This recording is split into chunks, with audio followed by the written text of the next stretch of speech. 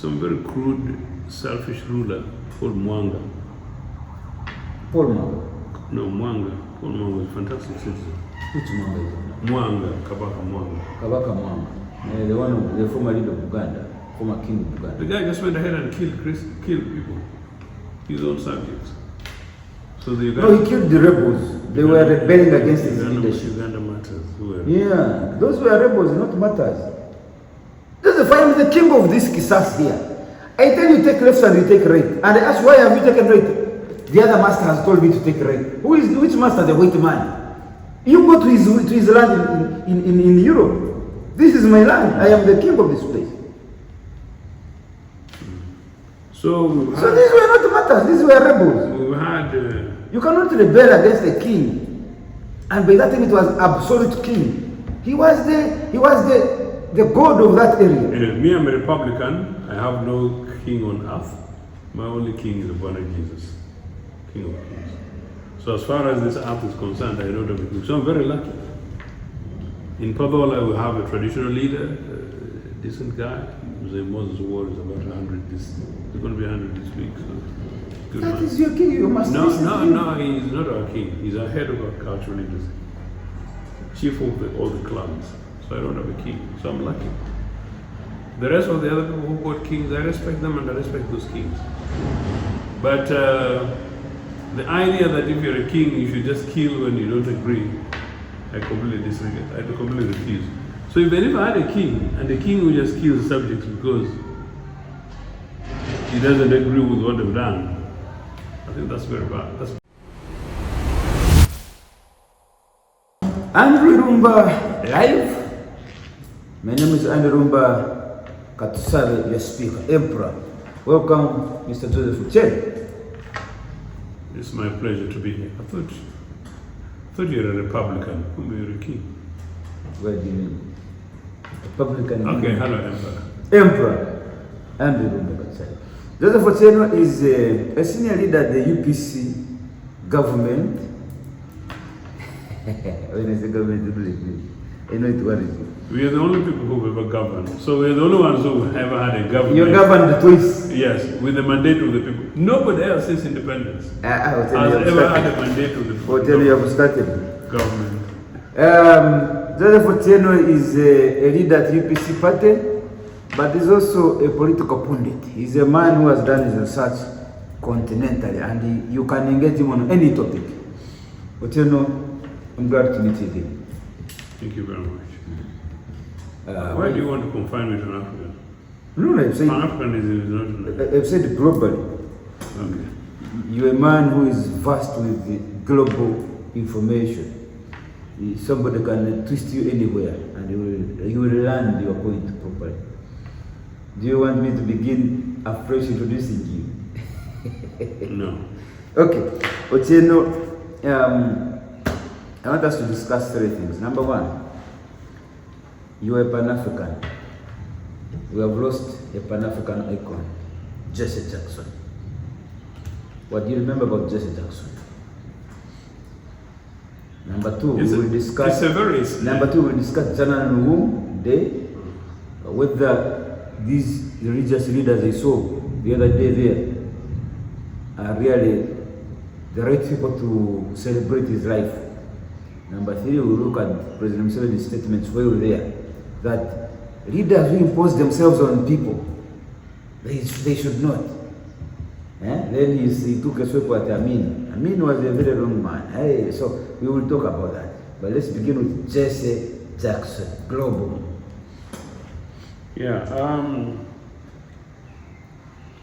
It's a really sad season for the civil rights movement.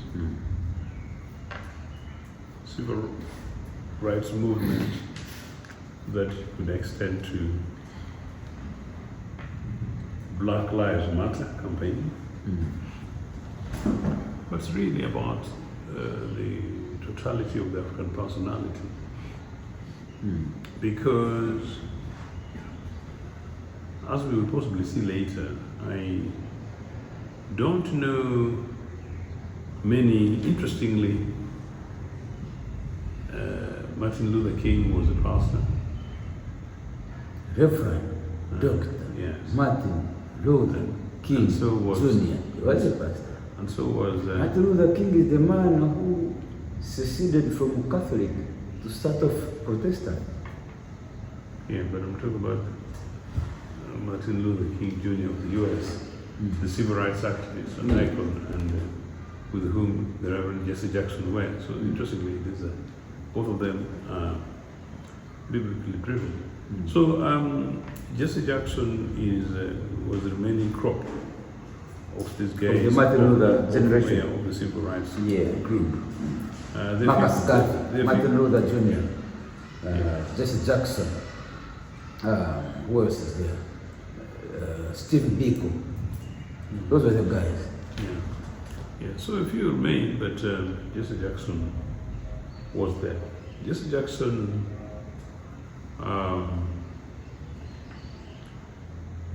did one thing in 1984. Was the first African to test the Democratic Party seeking to go for president of America. He did fail, he lost. The most exciting one was 1988. I had just gone into exile. I was in UK at the time. When he gave a real run for the Democratic Party in nomination ticket. That's when he came into my life. Jesse Jackson. Yes. Very articulate, very robust, very fiery, very radical, but also, as I said, an African at his way. The exciting thing was, and I've said it in the program, I keep on quoting him. He came with his campaign slogan, I am a somebody. I'm somebody. Believe in yourself. But number two, we are a somebody, and he was addressing the African population. So he knew he had all the qualifications, except he was breaking through the Democratic Party in America, which was not really ready to open up to diversity radically, and to the great America. So he said he had all the qualifications he knew, except because of the racial segregation and bias. But the most endearing part of his convention, well, not was the convention speech, one of his big rally speeches was in a huge mad crowd, was that I know I may not get there, but I qualify. So he says that he knew he had all the qualities, and the Democratic Party had every reason to get him as a nominee. Apparently, the other candidate was Joe Biden, who did not do as well, and then Michael Dukakis went on to win. So he knew that he was not going to get nominated simply because of his race. Because he's black. Because he's black. But Jesse Jackson mobilized and inspired African America like no other time since the civil rights movement.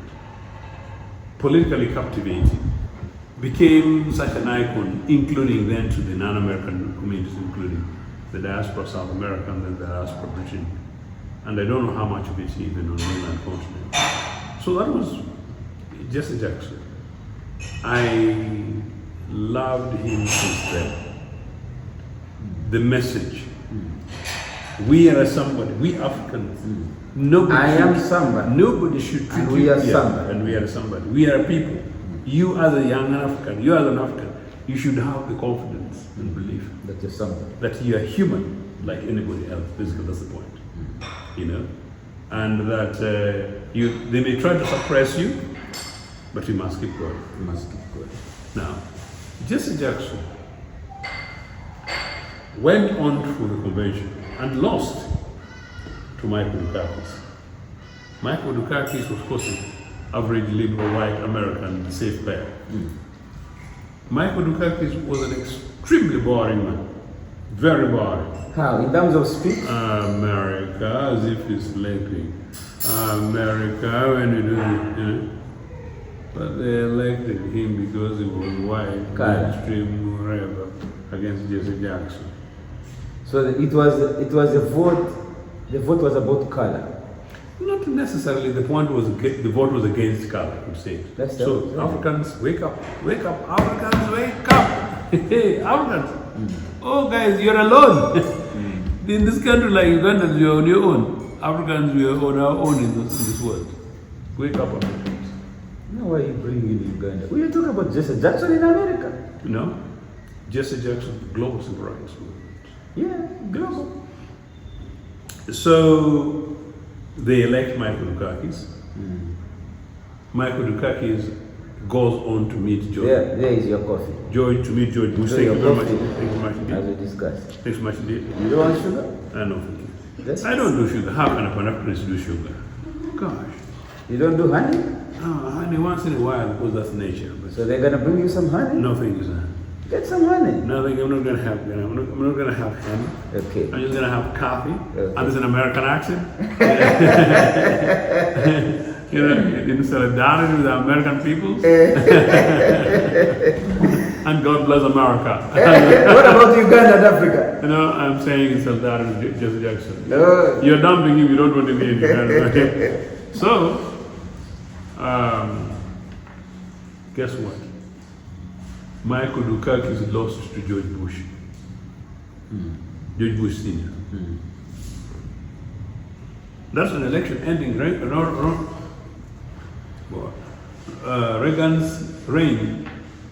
So Reagan had come to his final term. So it really was a time for the Democrats to take over. But they had a very weak candidate in Michael Dukakis. I actually suspect that maybe had they had Jesse Jackson, who knows?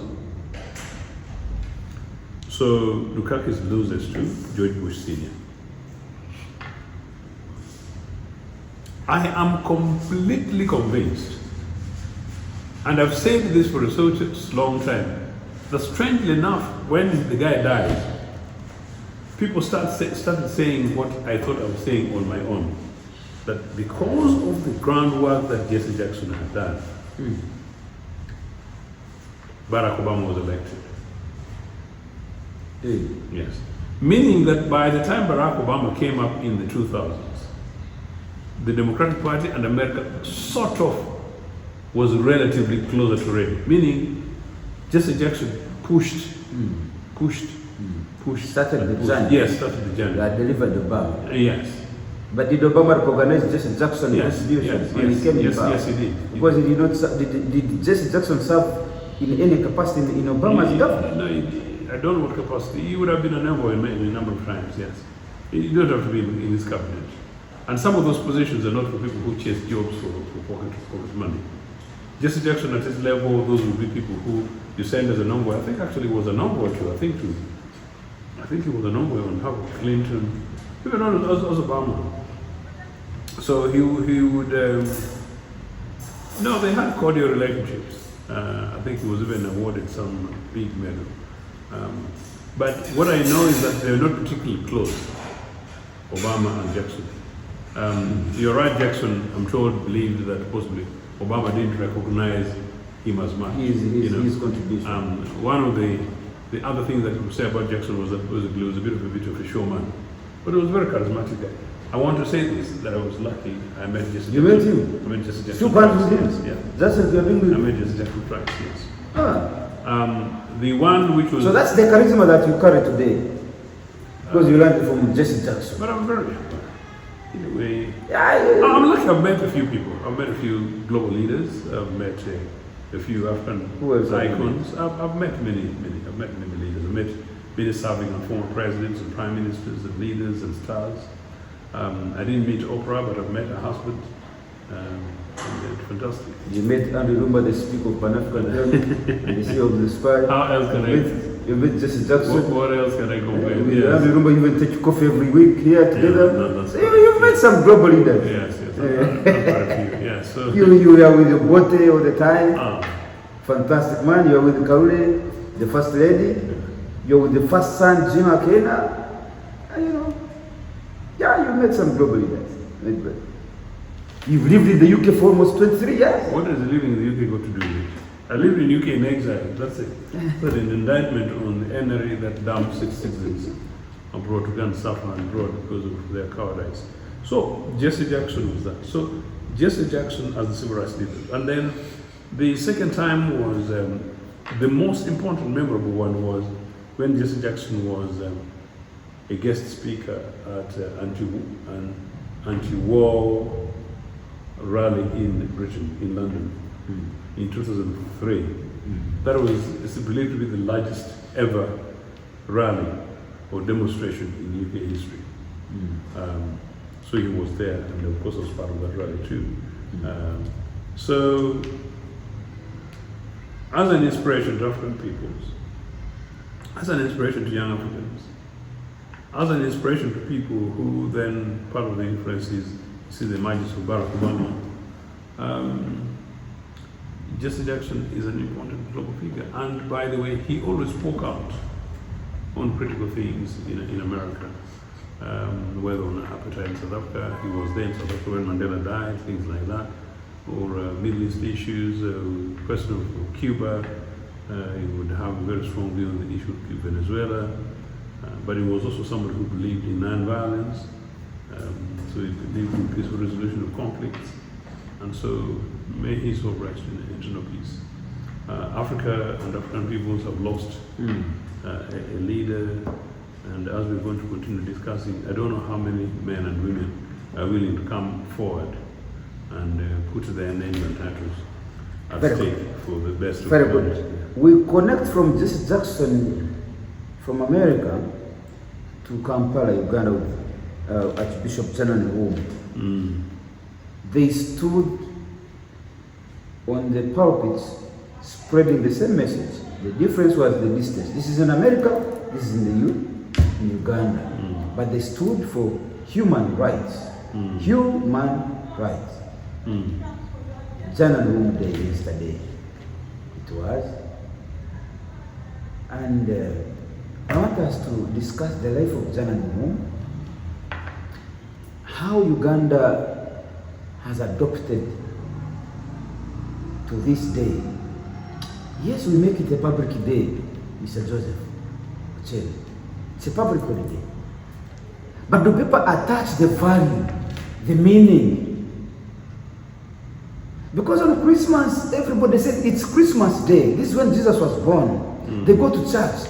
They do all acts that relate to the birth of the Savior, Jesus Christ, isn't it? Yeah. Now, on a day like this, does the government of Uganda, do the people of Uganda live the day according to the wishes, to the dreams, to the principles, and the reasons for which General Nwomo was killed? What do you think? I am a moderator, sir. You cannot ask me, I'm asking you. What do you see? You have. General Nwomo Day. Let's share this question. General Nwomo Day. Why was he killed? Why did he die? Today when you trek all the way from Kampala to, what is that village called? Muchwini. What are you going to do there? That grave that you're looking at, why is that grave there? What beliefs did we bury there? What beliefs have you taken to that grave? I'm talking about a country called Uganda, because they are celebrating this day as a country, as a people. So have we tuned our people, even the young one in primary, to understand the cause for which General Nwomo died and why we made that a public holiday? I believe that on that day is where we should be talking reconciliation. This is where we should be parting apart. On Bob when I say, hey my brother, where are you? Elections ended. Let's sit on the table and see what's better for Uganda. What's better for Uganda, not what's better for me. Our forefathers died for that struggle. It's our time to enjoy it, or we build on that.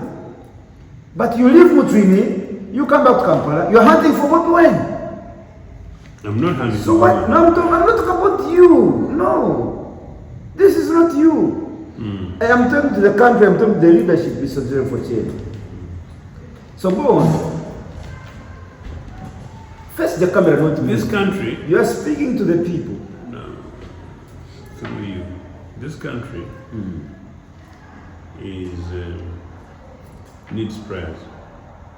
We started Lent. This is. We started Lent. We started Ramadan. I think everybody in this country ought to reflect, ought to pray. We need to fast. This country is a unique country on the continent. Sure. Some very crude, selfish ruler called Mwanga. Paul Mwanga. No, Mwanga. Paul Mwanga was a fantastic citizen. Which Mwanga is it? Mwanga, Kabaka Mwanga. Kabaka Mwanga. The former leader of Uganda, former king of Uganda. The guy just went ahead and killed people, his own subjects. So the Uganda, no, he killed the rebels. They were rebelling against his leadership. Uganda matters. Yeah, those were rebels, not matters. This is why I'm the king of this Kisas here. I tell you take left and you take right. And I ask, why have you taken right? The other master has told me to take right. Which master? The white man. You go to his land in Europe. This is my land. I am the king of this place. So these were not matters. These were rebels. We had. You cannot rebel against a king, and by that time it was absolute king. He was the god of that area. Anyway, me, I'm a Republican. I have no king on earth. My only king is the Lord Jesus, King of Kings. So as far as this earth is concerned, I don't have a king. So I'm very lucky. In Padola, we have a traditional leader, a decent guy. Moses Ward is about 100. He's going to be 100 this week. So good That man. is your king. You must No, listen to him. he's not our king. He's our head of our cultural leaders, chief of all the clans. So I don't have a king. So I'm lucky. The rest of the other people who got kings, I respect them and I respect those kings. But the idea that if you're a king, you should just kill when you don't agree, I completely disregard. I completely refuse. So if I never had a king, and the king will just kill the subjects because he doesn't agree with what they've done, I think that's very bad. That's barbaric. So, from Uganda matters, this country has had matters people killed. So then, here's the woman. After the killing of the woman, you're right. When it was determined that we should have a day to remember the Nandi woman, that day should be a day of reflection, a day of self-introspection, a day to help us keep on repeating, never again should we go through this thing, should we not be killed unnecessarily by anybody, regardless of what they've done. I happen to be a member of a party that has been in government twice. My government has never harmed anybody. That's what you can say, but if I brought other people here, they would testify here. No, there is there's nobody you can bring here. Because there are people who died in UPC government. No, then I say my government has never harmed anybody. In UPC, there's no rule that says that once you're in government, because you're a good party, people cease to die. This is not biblical times, So I'm saying my president has never signed the death warrant. So I'm saying that I'm so strongly opposed to the death warrant of any individual killing another that even if these guys will be called criminals and rebel, you rather than keep them in prison with life and hang them. Be it as they may, they were hanged. Then Amin comes and kills the woman. And then after that, to date, for 20 years, the women's people were in concentration camps. For 20 years, children gave birth to children in concentration camps. For 20 years, women were raped. For 20 years, men were raped by men. For now, 40 years, they live in Balalo, occupying women's land. But that was in Uchieno last year, for the session. So whatever's happening, including Acholi itself, no, Luum would be very sad. But beyond that, a Luum that we want to celebrate should be able to bring reconciliation amongst Bachiga, should bring reconciliation between Bachiga and Joro, should bring reconciliation amongst the people living in Lisa, should bring reconciliation to people who are in Tororo, where they now begin to break districts like Swiss, should bring a national reconciliation between NRA and all other Ugandans. I do not see it. And that's the reason why I think that Lou seems to have died for nothing. But above all, I'm just concerned that I don't know anybody, a religious leader who today is willing and available to stand up to a broken system as we. So while I know Bishop Odama, Archbishop Odama, and while I know Archbishop Ochola, retired archbishops, I don't know many others who are prepared to stand. Of course, the Anglican Archbishop wants it. Of course, there's once in one say whatever they say. But I want to make sure that they're not saying it because it's a joke, but they want to say it out of conviction. Because they should have led us in walking out of communion, where there is anybody from NRA who supports the You want to walk out because is present in that church. You want to walk out because President is around? No, that's what I mean. I'm not sure that some people are entitled to hold a communion, that's what I'm saying. And I'm not saying this was everything. So now, Zanan, are you satisfied that the government is putting meaning to this day? No. Are you satisfied?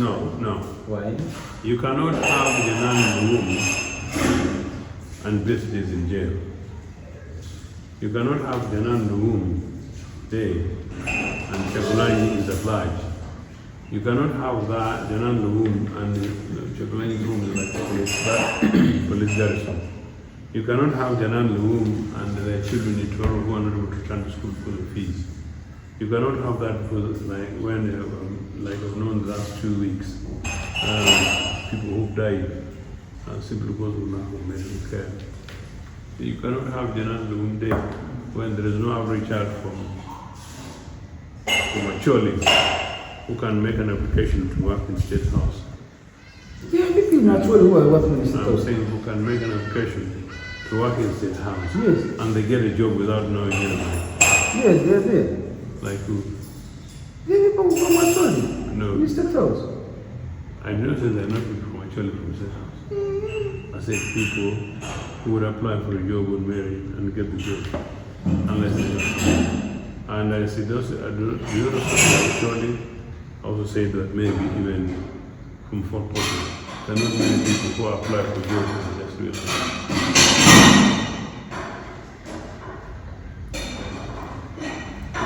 So, it's here. I know what I should tell you. Now, President Museveni, while celebrating General Women Day,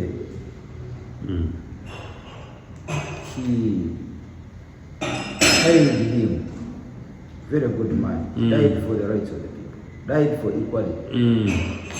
But then, let's compare how today's general rooms in Uganda are living their lives vis-a-vis the people. Because there's a time when religious leaders started talking against the human rights in Uganda, and then President Museveni wanted to tell and warned them that please do not cross the line. If you are in fight, you in fact don't comment on politics. Here he is now hailing General who died because of politics. But in his government, Museveni has told the religious leaders to stay clear out of politics. Meanwhile, when they are swearing at Kololo, it is a religious leader who swears them. Go ahead, Abba. I think it's a bit unfortunate that Mr. Museveni presents it that Janan Luwum died because of courage, died because of justice, died because of the brutality of Idi Amin, died because people were suffering, and died because he stood right for what he believed. But it is also very critical that while Museveni says that freedom of speech, freedom of assembly, access to justice, and equity is not as automatic as it was presented, including the fact that I said much earlier that there are prominent people in prison and who should not be there. In any case, Idi Amin was a dictator, and so there was no excuse. But you cannot pretend to be a revolutionary and a democrat. Museveni is a revolutionary, he's not a dictator. Is Museveni pretending or is? I think it depends on what you think a revolutionary is. And if you think Museveni is a revolutionary, it doesn't matter for you, and it's a revolution. However, I want to say this. Before you say, just for a second, I want to read your feelings. What came into your mind when Museveni said, or hailed General Womb for standing for the righteousness, for defending the rights of the people? What came into your mind? Hypocrisy. Who is hypocrite? You cannot say what you don't believe, and you cannot say what fits the direct opposite of what you've done in the last 40 years. You can't. Which brings me to the concluding point about this.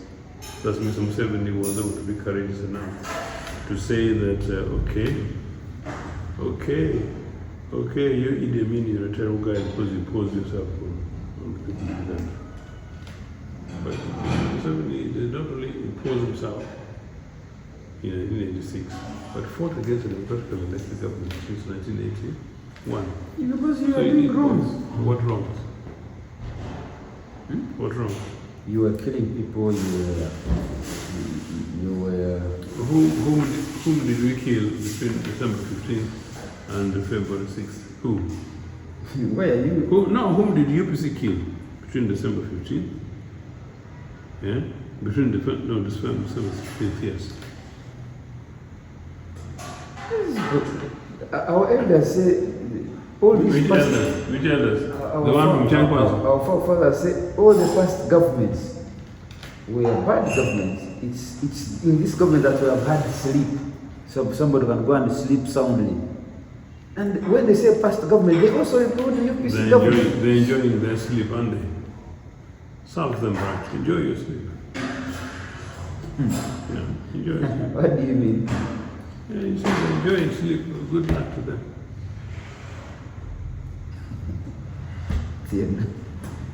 They're enjoying their sleep. Okay. Now, there is on the same day, Museveni took a sweep to Amin, and he said Amin did extremely wrong to murder Janan Luwu.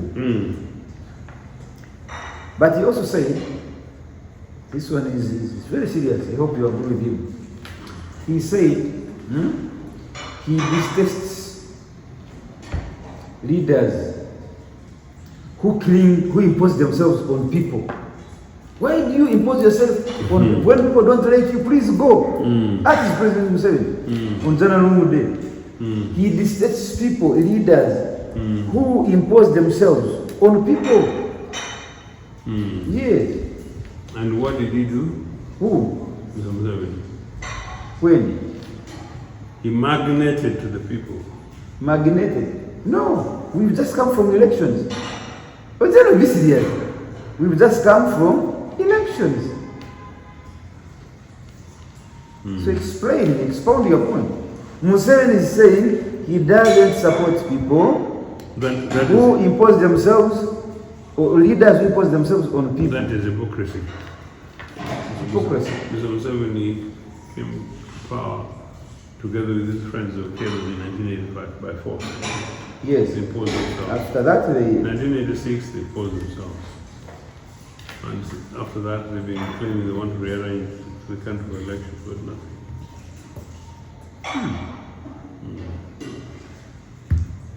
So you mean it shouldn't have been President Museveni to make a statement? No. Because I don't know who writes his speeches, I don't know who advises him. He should not have taken that line. Museveni should have said that, look, after the elections, it was very difficult. We know all of us have erred, we asked for forgiveness from God. Let's leave us examples of Janani Lugum, and may it be that they will have children focus on that.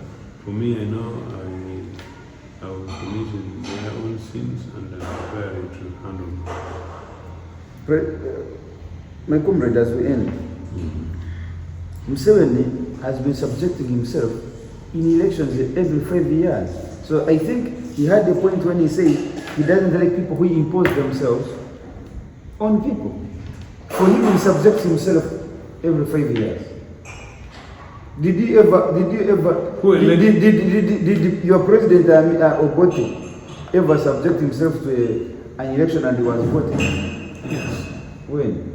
As president of the Uganda Congress in the country, and in 1962 and 1980. Granted, the system had as a parliamentary system that you elect the party and the party, the president of the government, the winning party forms government. Had Obote been subject to direct electorate, I'm sure he would have got more votes than he received, because Obote was that more popular in this country. Had Museveni stood freely with Obote in 1980, I don't know what Museveni would have been very much humiliated. So he's very lucky that he's where he is, and he's got now a CV. That is maybe what feared about the generals. Okay. Maybe you can give President Museveni an advice as we close. Well, if you met Museveni, how would you advise him on these statements? And on general advise him. Mr. Museveni, you're a good man. I'm told you're 82. You've done a lot of work. For me, I got into politics in 1976. What shocked and shook me was the Sharpeville 6 in South Africa, the massacre of those primary school kids. And I've been part of that campaign in South Africa and Southern Africa until since then to date. After all your attempts, you said you joined the thing in 1966, 10 years earlier than me. You've done a good work, sir. I think let's see you try to leave the dance floor, try to retire from whatever you retire. We shall support you in your retirement, or make sure that you're not abused by anybody else. In any case, you've got enough gains after 40 years. You don't really worry. Mr. Museveni, let that happen, and let there be opportunity for us to have a national reconciliation. We have a discussion, and then we build a country for ourselves and our children's children. And on that, I will make sure that basically you are guarantor of children's children. Okay. Thank you so much. Thank you. Thank you, Comrade Joseph, for tuning. Thank you so much for giving me your time. My pleasure. Andrew Irumba Live. Thank you so much.